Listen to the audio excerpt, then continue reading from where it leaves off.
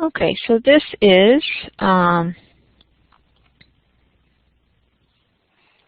number 6 from the 8.5 handout.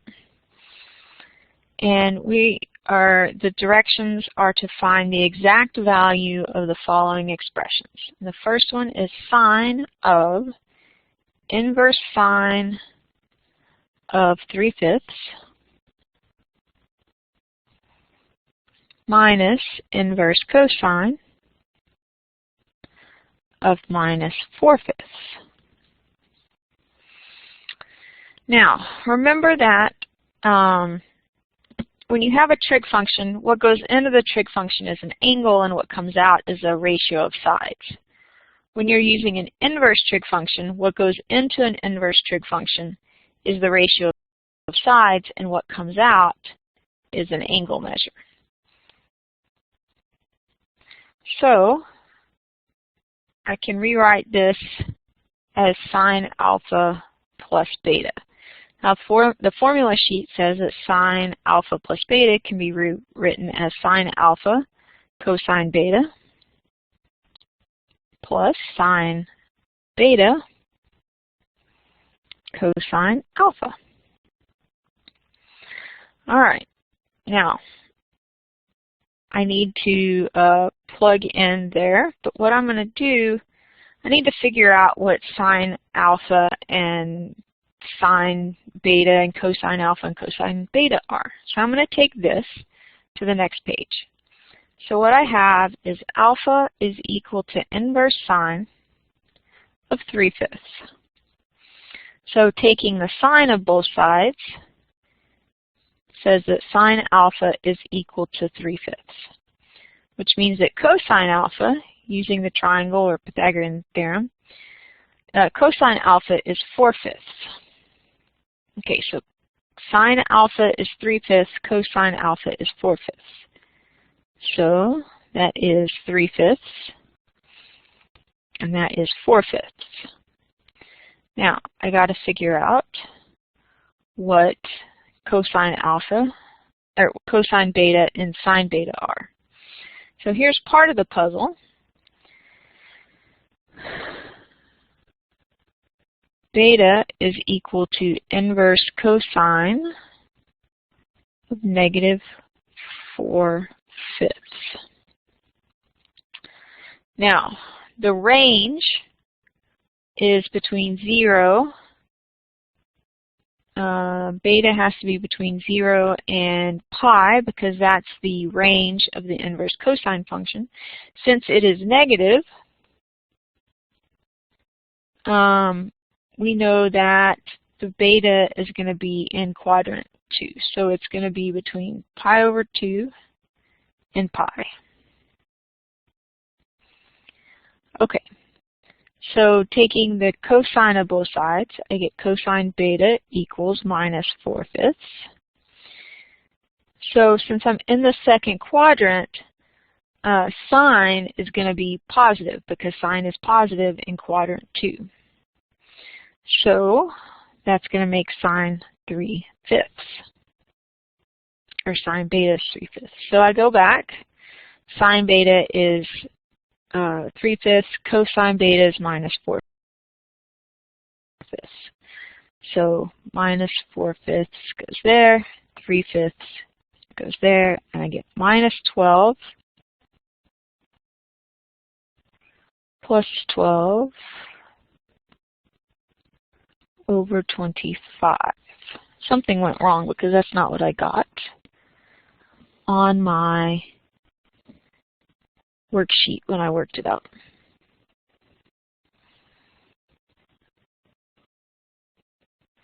Hang on just a second.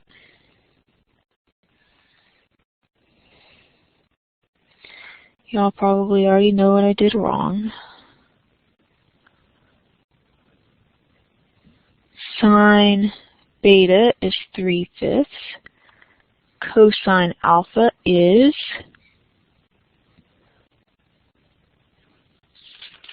4/5. Sine alpha is 3/5. Cosine beta is minus 4/5. Okay, come on now. Oh, that's a negative. So over here in the formula, that should be a negative. That should be a negative. That should be a negative. That should be a negative. So it's minus 24 over 25. Now, I caught that because I had done a calculator check when I was making my notes. And the calculator check, I put this into my calculator and I got minus 0.96. And then minus 24 over 25 is also minus 0.96. So since they match, it's correct. So I was able to catch the sign mistake because of a calculator check. Now, if I had made it on the first time when I did the calculator check, I would have found that they didn't match in that, so I would know that there was something wrong. Okay, so B. Cosine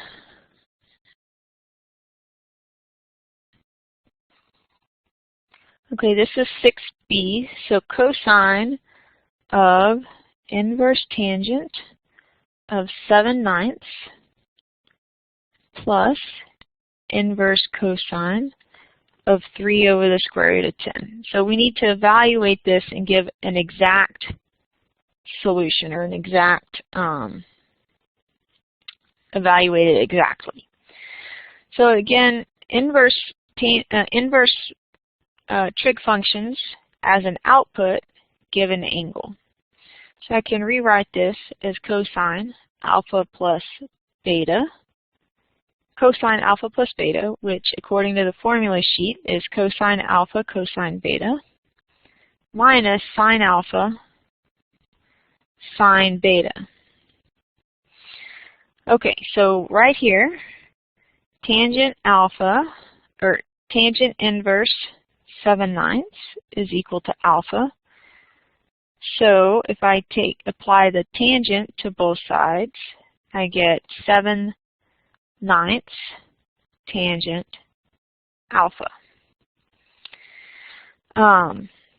So that means that 7 is opposite, 9 is adjacent, and so the hypotenuse is 49, 7 squared plus 9 squared. That comes out to be 130, and then square root. So sine alpha is 7 over the square root of 130, and cosine alpha is 9 over the square root of 130. Okay, now looking at beta, we have that beta is equal to cosine inverse of 3 over the square root of 10. I can take the cosine of both sides, and I get cosine beta is equal to 3 over the square root of 10. So cosine is adjacent over hypotenuse. So hypotenuse is square root of 10, adjacent is 3. Using Pythagorean's theorem, I get that the opposite side is the square root of 10 squared minus 3 squared, which is 1. So that makes sine beta equals 1 over the square root of 10, opposite over hypotenuse.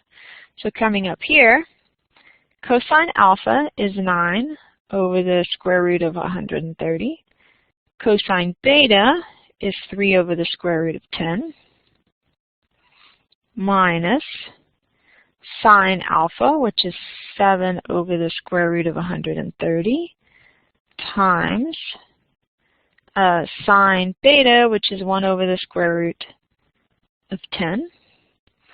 And now simplifying that, I get 9 times, so what I have is 9 over the square root of 130 times 3 over the square root of 10 minus, I'm going to have to look, 7 over the square root of 10. 7 over the square root of 130 times 1 over the square root of 10. So multiplying across the top. And then here, when I multiply, I can put the product under a square root, but then also realize that this breaks up into 10 square root of 13. And 10 goes into 20 two times. So finally, I get 2 over the square root of 13. And I did a calculator check. And 2 over the square root of 13 is 0.5547. And if I go back and put the original expression into my calculator, I get 0.5547. So since the two match, it is correct. Okay, part C. Now part C doesn't have numbers.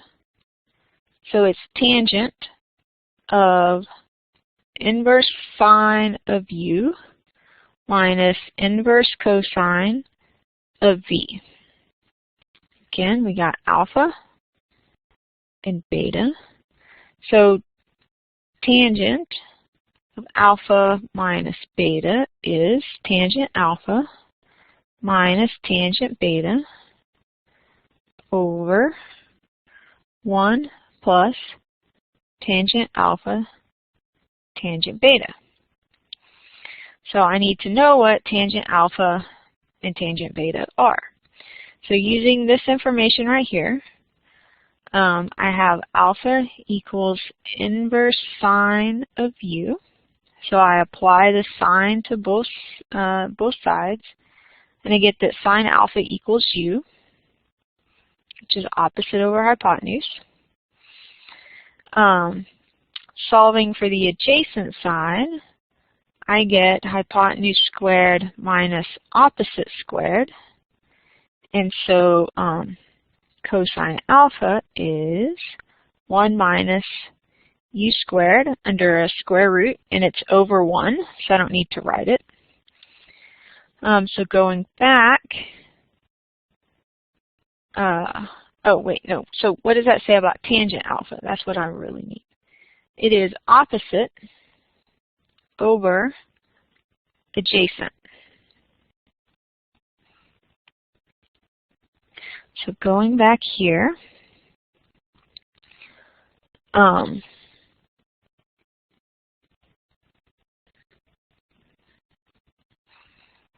that's tangent alpha, and then I'll put tangent beta there in a minute. 1 plus u over 1 minus u squared. Okay, I'll go forward, and I need to look at beta equals inverse cosine of v. So I apply the cosine to both sides, and I get cosine beta equals v, which is v over 1, and cosine is adjacent over hypotenuse. So I need to find the opposite side. The opposite side is hypotenuse squared minus adjacent squared, and then square root. So tangent beta is opposite over adjacent. So going back to here, that is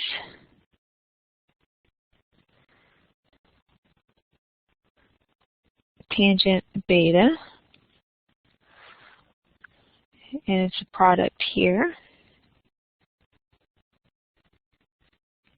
All right, and we could simplify and do some other stuff, but we're going to leave it just like that. All right, and that is number 6 from the 8.5 handout.